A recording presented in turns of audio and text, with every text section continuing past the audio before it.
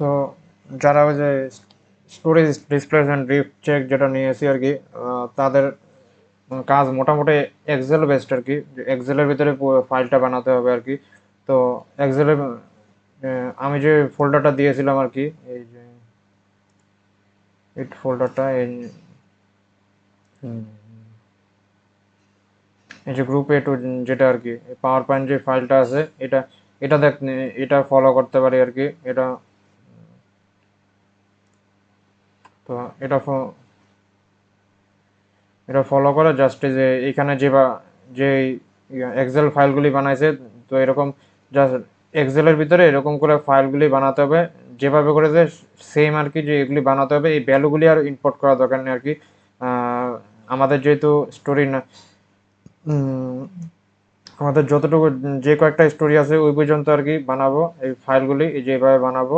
আর ভ্যালুগুলি আপাতত ইনপুট দেওয়া দরকার নেই, জাস্ট এই নামগুলি, এই যে প্রত্যেকটা যেগুলি যেগুলি বানাইছে আর কি, এই যে এগুলি, উম, এগুলি উম, এই এরকম করে এক্সেলের ভিতরে এভাবে বানাবো আর কি। তাদের তাদের রেফারেন্সটা ইউজ করে জাস্ট এই যে এরকম প্রত্যেকটা এরকম আলাদা আলাদা এক্সেল ফাইল বানাবো আর কি।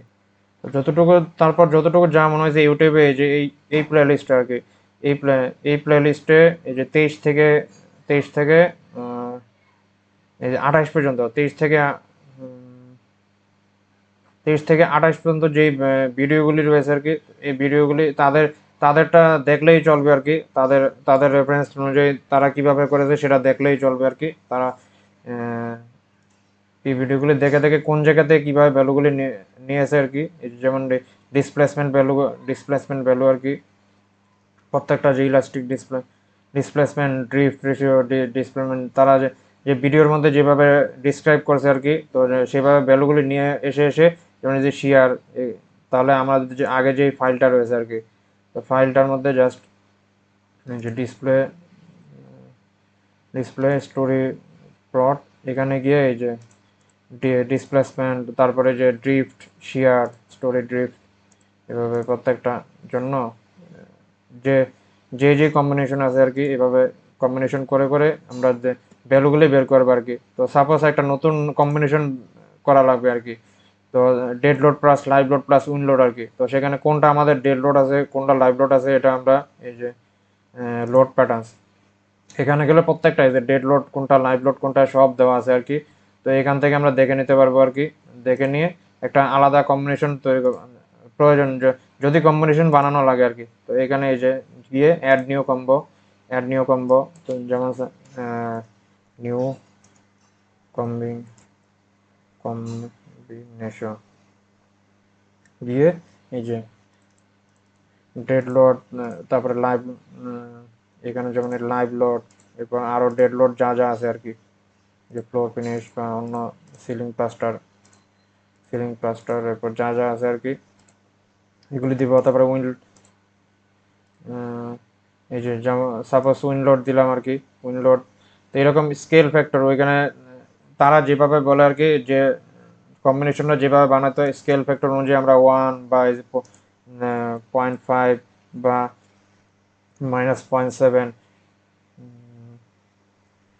0.7, যেভাবে যা লাগে আর কি, যে ভ্যালু লাগে ওটা ওটা বসায় বসায় আমরা এভাবে বানাবো আর কি, কম্বিনেশন তৈরি করব। তৈরি করে করে প্রত্যেকটা কম্বিনেশনের জন্য এই যে এখানে লোড প্যাকেজ বা কম্বো, এই যে এখানে যা সাপোজ যে কোনো একটা নিব আর কি, এই যে সার্ভিস লোডের জন্য আমাদের ড্রিফট কত আসে, বা এই যেরকম ডিসপ্লেসমেন্ট কত আসে ওই টেবিলের জন্য আর কি, এখান থেকে বের করতে পারবো আর কি। এই যে সার্ভিস লোড, তারপর next story displacement.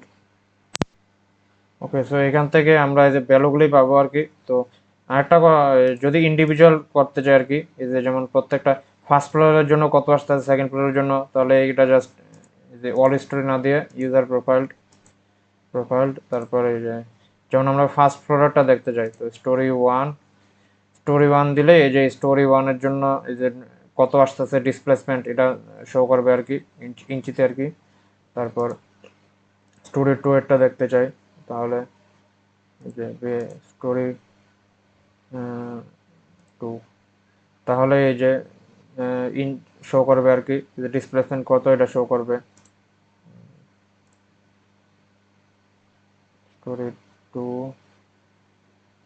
Maximum minimum, এরপর সেম আর কি প্রত্যেকটা স্টোরির জন্য আলাদা আলাদা আমরা দেখতে পারবো আর কি। এভাবে দেখবো। আরেকটা করা যায় যে প্ল্যান এইভাবে জাস্ট ডিসপ্লেসমেন্টকে বের করে করে ওই ভিডিওগুলো একটু ধৈর্য ধরে দেখা লাগবে আর কি, যে কোনটার পর কোনটা ক্যালকুলেশন নিয়েছে আর কি, কোনটা কোত্থেকে আনছে আর কি। তো ভিডিওটা একটু ধৈর্য ধরে দেখার অনুরোধ রইল আর কি। তো দেখে দেখে তারপর ওই ভ্যালুগুলি বের করে করে জাস্ট এরকম, যেরকম এক্সেল ফাইলের মধ্যে ইনপুট দিব, আর যা যা এই যে ফ্যাক্টর আছে ফ্যাক্টর দিয়ে দিয়ে ক্যালকুলেশন করে করে এভাবে জাস্ট চেক দিব, আর কিছু না আর কি। এরকম এক্সেলের কাজই বেশি আর কি। এক্সেলটা বানানো একটু কঠিন আর কি। এক্সেলটা বানানোর পর জাস্ট চেক চেক দিব আর কি, যে ওই মডেল থেকে বের করে করে মডেল থেকে ভ্যালুগুলি বের করে করে ওইখানে চেক দিব আর কি। ওই ভিডিওতে যেভাবে রিকোয়ারমেন্ট অনুযায়ী সেভাবে আমরা আর কি চেক দিব। তো কাজ এতটুকুই। ওকে, ধন্যবাদ।